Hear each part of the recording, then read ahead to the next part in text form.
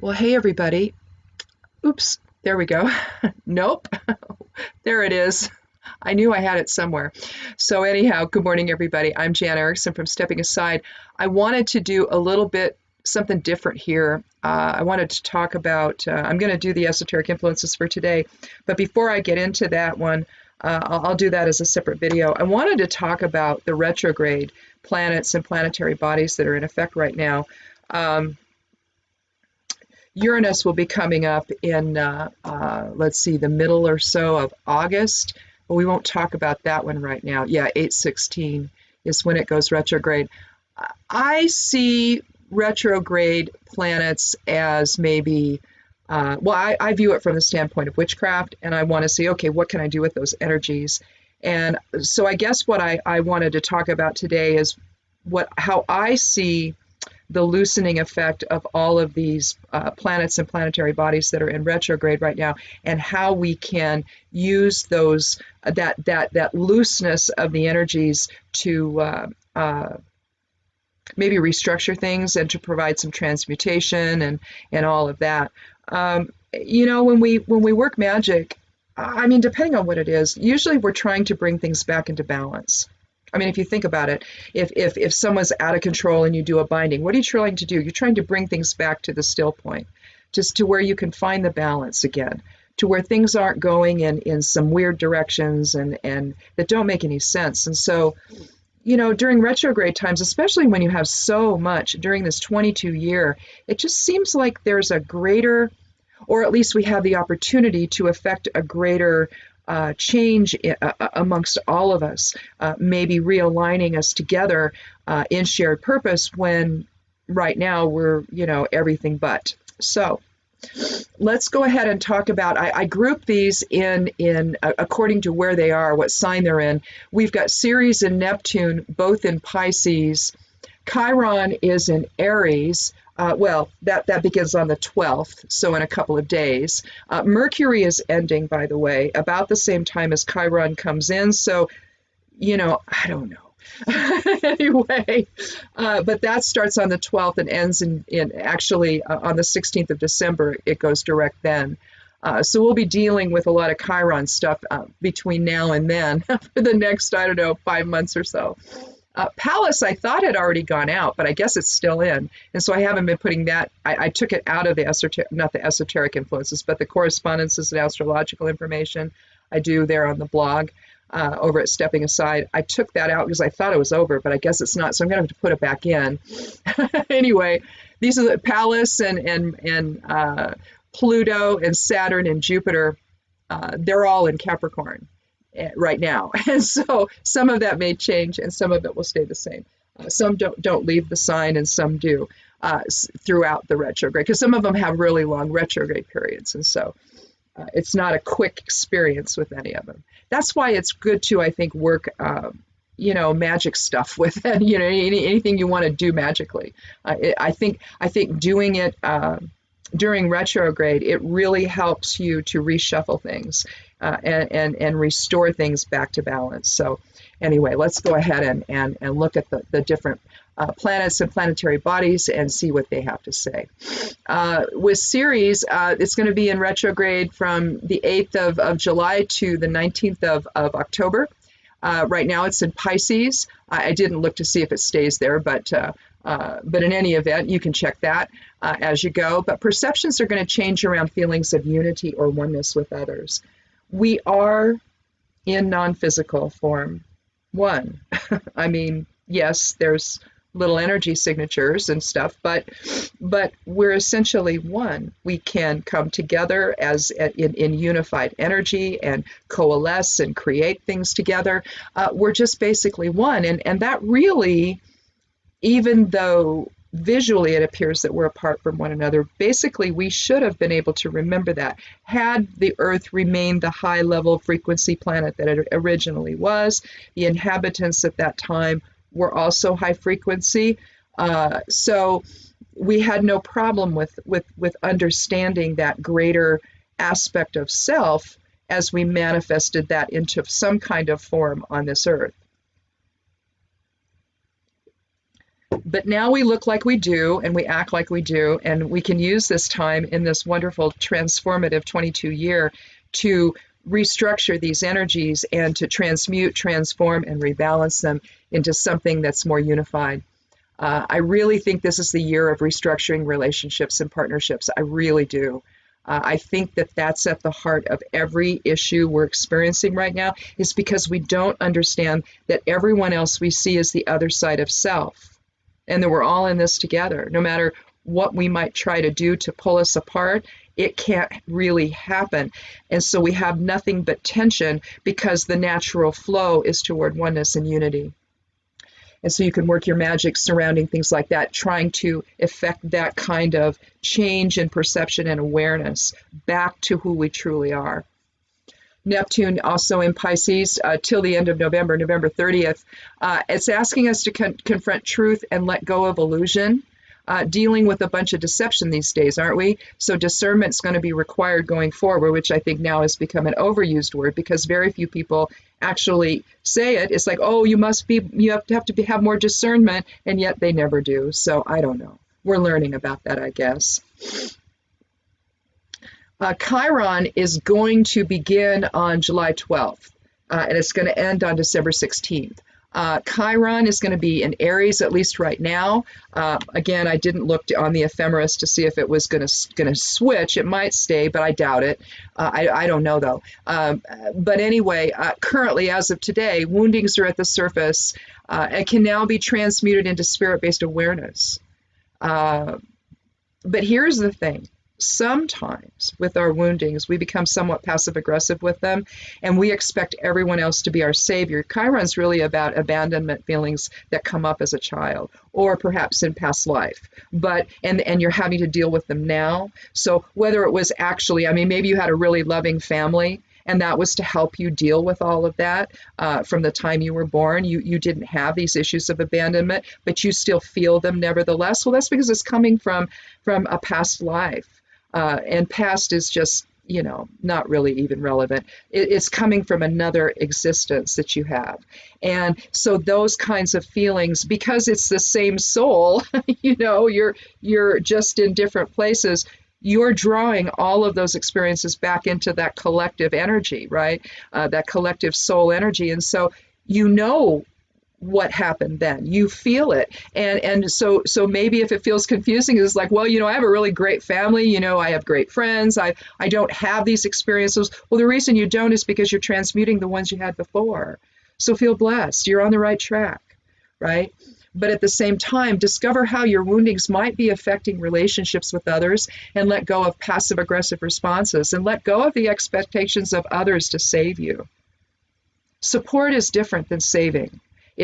Support means that you're working and you just need some advice or whatever. You're trying to keep going in the direction, and you're just maybe unsure, unclear. You're searching for maybe, well, did this happen to you? How did you deal with it? That sort of thing. You're still moving in the direction of transmutation, right? And balancing.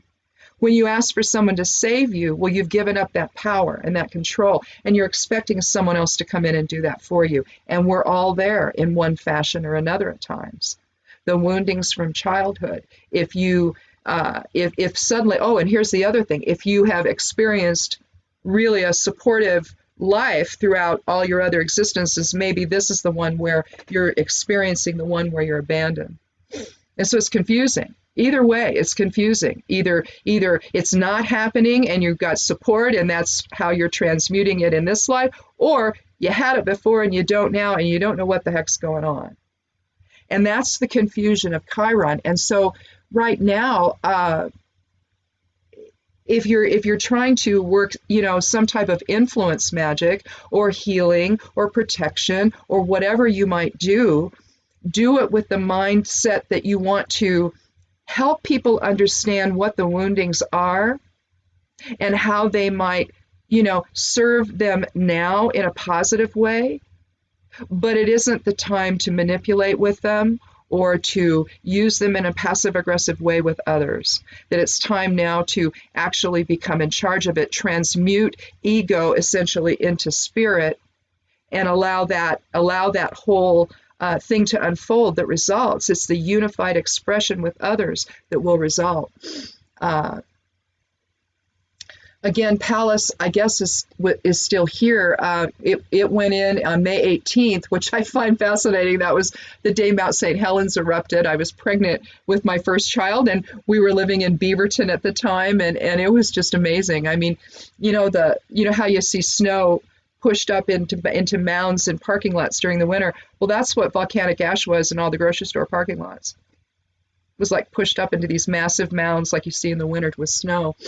But anyway, it's also in Capricorn. So at least currently, we're going to reassess how we strategize and allow patterns to shift if necessary. Because if you're putting things together in a way that maybe is more ego-based, you need to let spirit in to transmute that so that you can have a better, more, just a more benevolent vision about things. Sometimes we react and we get real harsh when maybe if we take a step back, we can say, well, maybe they're just in a mood, or maybe this is just the day. And so let's not give this a whole lot of attention. Let's wait and see if maybe this is going to be a thing. And if it's a thing, well, fine, So there you're talking air element. You can work with some air element stuff, right, to try to get your vision back under control, and spirit-based versus ego-based. But you're going to want to understand that your fundamental awareness and perceptions may dramatically change during this time. You just need to allow that to happen. Sometimes we hang on to things, and if we can maybe, if maybe some of the more world-oriented or community-oriented magical workings you might want to do, if we can figure out a way to broaden our vision, broaden how we see things, we could see a transformation there in terms of our relationships with others, how we talk to one another, what the things we expect of one another, how fair we are with one another. All of that is being reevaluated right now. And so witches have the chance to affect some real change in the right unified direction. If we can do that and sort of kind of nudge those energies into that path, and that's really what we want to do.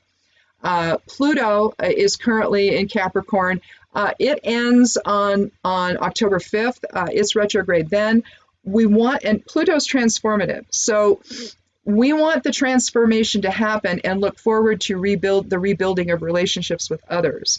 Again, I think this 22 year, if you take the twos separately, you've got balanced polarity with each two, all right? And so we're basically trying to come together in some kind of balanced expression or harmony or shared path forward or what have you, surrounding all of the issues that we deal with in life, whether it's just our jobs, putting food on the table, keeping our kids safe, the law enforcement nonsense we're dealing with right now.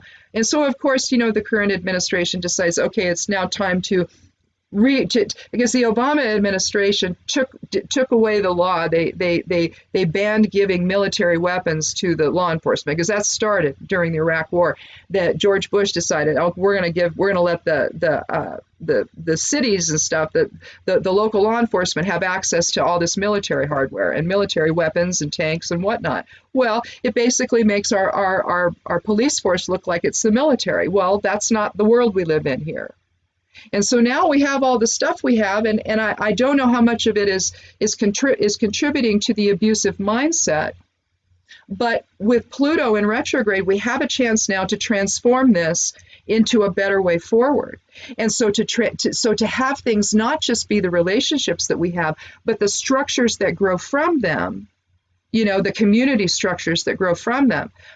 All of that has the ability to transform and transmute right now and bring everything back to a better shared vision of things, so that people are not having to worry all of the time about their own safety when they go out. Saturn also in Capricorn, May 12th through 9/30. So it's going to be coming to an end here before some of them will, the end of September. But again, Saturn is about slowing down and re-looking at the foundations of our life. And right now it's regarding joint enterprises, intimacy, group involvement. So again, relationships with others are, so probably it's eighth house still, but I don't know. We'll see. I don't think it is eighth house. I think it's more like, what is it, fifth now? But you're still talking about interactions with others with the fifth. I think it's the fifth. Yeah, I think it's the fifth. Or is it sixth? It might be sixth. It doesn't matter. But in any event, we're still talking about restructuring our relationships and involvement with people. And so again, you're going to want to work magics that produce harmony and healing and to transform vision out of whatever hole we've gotten into, basically. Because when you get there, you just can't see anything but what ego is telling you. And so that's the kind of magic we need to be working right now, is to get everything, to provide that extra support to move everything in that direction that we need to go. Now, lastly, Jupiter. I'm not going to talk about Uranus because that's not coming in until August, but Jupiter is May 15th through 9/14, so that's going to come out of retrograde before Saturn will. Anytime with retrograde, with the big planet of expansion, which is Jupiter, you're going to be expanding within. So again, changing perceptions surrounding everything. Again, I think it's relationships with others. I really do. I think it started in the seventh house. It's not there now. I think it's in the sixth or fifth. I'm not sure. Let's see. 1, 2, 3, 4. It may be sixth house. I think it's sixth house. I'm envisioning the chart. So and where they go. It must be sixth house because I think they're all in the same house right now.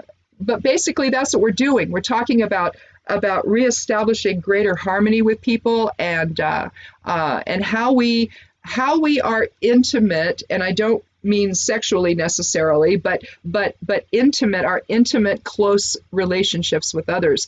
How they've changed. They've changed over the years, particularly if political interests are different from one another. And so you've experienced, likely in your own family, issues of division because you don't support the president and the others do, or vice versa. And so you've got this real anger that has arisen because people are really, really, really defending a guy who is so wholly inept that it's almost like they do it in desperation, because somewhere their soul is tapping him on the shoulder and say, oops, you made a mistake here. This was not the guy to do. And I think, we're seeing that now. And so, again, we also have to have the ability to come together and understand collectively what's being done to us in terms of oppression. All of the things, we don't know yet. We don't know what he's done. And we don't know what damage he's done. We know some of it. We don't know all of it. But we're going to find out sooner than later. And when we do, we're all going to have to wrap our heads around the carnage that occurred. Because I think what he's done is on that level of carnage. And so at this point, we can make use of these retrograde energies to try to understand the bigger picture and to get back on a shared path together. And I think that as witches, we can work the kind of magic during this time, during this loosening time. I also did one of these videos about working magic during void of course moon, when they're not really in any sign. It's only the moon's influence. And it's almost like it's this little container that you can work in where you don't have any other energies influencing so much, right? So you can get real elemental and the whole thing, right? And it's almost like it's like working it in the dark phase of the moon, where there's really no real light influence anywhere. It's like you can really gain some clarity and some vision, believe it or not, in the darkness of the moon. And so you want to take these little moments, which I sort of consider them outside of time, And you can then take them and work with them in a way, whether it's retrograde or void of course or whatever you want to anything else that might during an eclipse is another container type of magic. Around the full moon, right at the moment of the full moon, you can look at the minute before, the minute of, the minute after as a little container where you have tremendous power to control outcomes or at least influence them strongly. So take this time, this retrograde period and this 22-year and understand the effect that you can have. It can be quite profound in terms of getting people to understand the truth of the matter. Because when they can finally wrap their heads around it, they can move forward. They can go, uh-oh, all right, that didn't work out. So let's go over here and let's head in this direction because I think we're going to have a better outcome if we do this together. It's like when you realize, it's like when you have a group of people who realize when, say, a bank rips you off and all of the people that have their money there, maybe they come together in a class action suit and they sue the bank for what they did, right? It's everybody finally realizing, okay, the investigation's done. We know what happened. Now we're going to come after you people, right? And we're going to do it together. We're going to have the power of the group. It's like when the drug companies, have drugs out there, or what was the Roundup thing that the glyphosate deal. People come together in class action lawsuits, and that's a way of people coming together and responding to one issue together, collectively saying no more. And that's the kind of energy that we need to try to foster when we work magic, so we can get everybody to understand that the us versus them isn't between us. It's between us and the powers that be that wish to oppress us. That's the us versus them. It's just that some of us are aligning with the oppressors and don't understand that that's what's happened. Because that's what's happened. You put your faith in somebody you could not put your faith in. It's not possible to. It's not your fault. You didn't know. But now when you do, it's time to get on board. This is where, witchcraft can help. To try to clear out the clutter, to clear out the illusion, and bring everybody back into some fundamental shared truth so that we can deal with what has been done to us and what is continuing to be done to us. This is the energy of restructuring of the 22. It's restructuring how we see all of this and getting us to understand just who the us versus them should be. It isn't with us. It isn't with humanity. It's with the power structure. Because the power structure is what wants to create the narrative that we all follow so that they remain in power. So this is the issue of the 22, and this is the issue that the retrograde planets can help with. And those energies can help to transmute, transform, and rebalance. And in witchcraft, you can just help that along. So work with those energies, see how you do, and, keep track, keep a record. If you're not keeping one right now of what's going on this year, you should be, just to see the patterns that develop. If you're not someone who's very good at seeing patterns, I am. I'm a Libra, so, pattern is my middle name in a way. But if you're not, if that's just not your forte, then I recommend from this point forward here till the end of the year, you're going to want to keep a log of things that you notice so that you can then go back and say, oh, well, actually, you could see this flow of energy developing, and that's what you're going to be looking for. So anyhow, I guess that's it. I talk about this, in Esoteric Influences. In that video, I talk about it, in the Somewhat Daily Tarot and Rune videos. I try to incorporate retrograde stuff, energetic stuff, basically, into these other things, and so you'll hear me talk about them on those videos as well. I just have been thinking, I really, since there's so many of them,